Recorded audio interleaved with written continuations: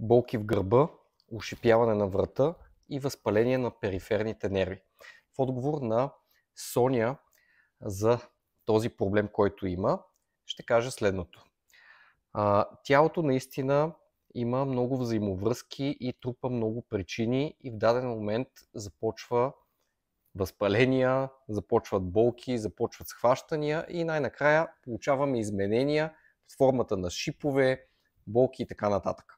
Това, което трябва да направи Соня, слушай ме, трябва да се заемеш сериозно с работа върху физическото си тяло. Тялото плаче, има нужда от твоята помощ.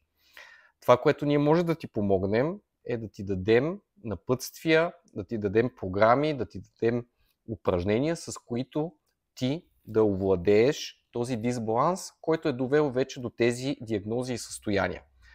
Няма как нито хапче, нито еднократни процедури да решат този хроничен проблем, който имаш.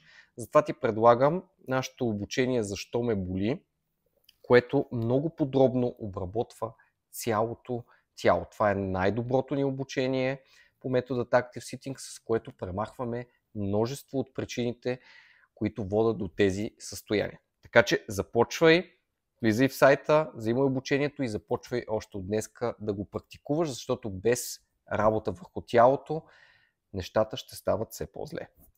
Но ние сме оптимисти, видяли сме хиляди хора, които се оправят от тези състояния само с нашите упражнения, така че започвай.